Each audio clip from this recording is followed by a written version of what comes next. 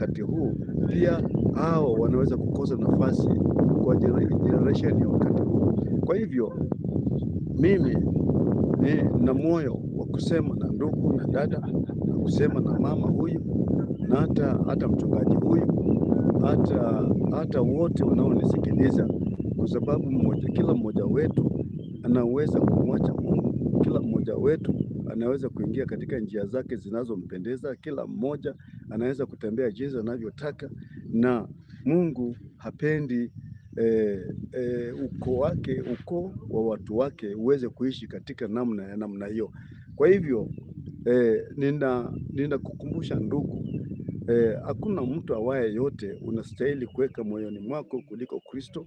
Hakuna mtu awaye yote unaweza kumweka awe kinga yako kuliko Kristo, hata awe tu hata ni mke ama watoto wako, au ni mali, au ni vitu vyote ulivyo navyo. Hakuna kimoja ambacho Mungu anataka kikae katika imani yako na uamini sana hicho kitu kuliko Mungu.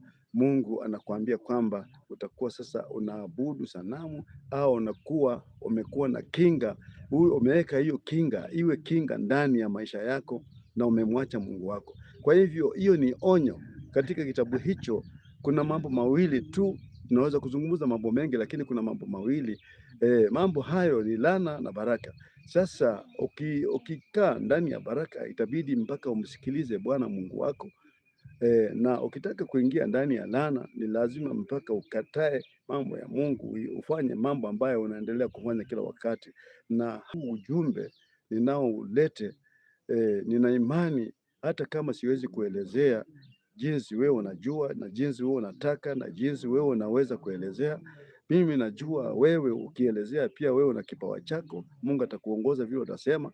Na mimi nikiongea hivi pia na kipawa changu, Mungu pia ananiongoza kusema vile ninavyosema hivi. Kwa hivyo jambo ambalo unaweza kulichukua liwe muhimu katika maisha yako na liwe muhimu katika safari yako ya uokofu, basi itakubidi mpaka ubadilike ama usibadilike. Maneno ni mawili, unaweza kuamua kubadilika au unaweza kuamua kutokubadilika, lakini uamuzi huu wa maneno haya yote uko moyoni mwako. Wewe una uwezo wa kuamua wewe peke yako, kwa sababu katika ufalme wa Bwana kila mmoja atasimama na atapiga goti mbele ya Yesu Kristo ambaye ni mwokozi wetu.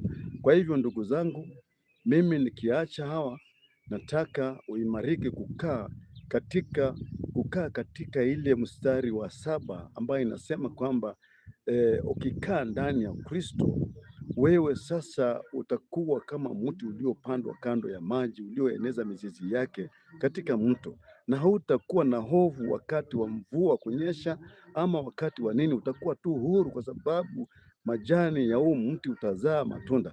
Yaani wewe utakuwa umejenga katika msingi ulio hai, na wewe utakosa ushuhuda wote wa kuweza kusema mbele ya watu na kuonyesha watu kwamba wewe unampenda Kristo. Kwa hivyo siku ya leo na kukumbusha ndugu yangu unayenisikiliza na unayechunguza, wakati utakaposikia ujumbe huu, inakubidi mpaka ubadilike, utoke ndani ya uovu, uchague Mungu awe ndio Mungu wako, au la sivyo basi utatumikia miungu ambayo unapenda kutumikia, na mwisho wake wewe utaona matokeo itakuwa ni nini. Basi ndugu wapenzi, mimi nafikiri siwezi kuendelea zaidi ya hapo, kwa sababu hiyo tu ndio ujumbe Mungu amenipa, tuweze kuwasiliana. Wewe upambane, mimi nipambane, na tukipambania kiti cha enzi ama kiti cha mbinguni. Kwa hivyo sitaendelea sana. Mimi naomba tu kila mmoja aliyenisikiliza, kila mmoja apate pointi yake hapo, ajirekebishe na aweze kubadilika katika maisha yake kama unataka, na kama utaki basi wewe utakaa jinsi unavyotaka, kwa sababu neno la Mwenyezi Mungu si la kulazimisha mtu. Mtu mwenyewe ataamua kwa ulimi yake na kukiri kwa kinywa chake. Kwa hivyo ni hayo tu ndugu wapenzi. Mimi ni mzee wa kijiji ama mwalimu katika Assembly ya Jericho. Naomba Mungu aweze kuwabariki na muweze kubarikiwa sana nyote mliokuwa tayari kunisikiliza. Asante.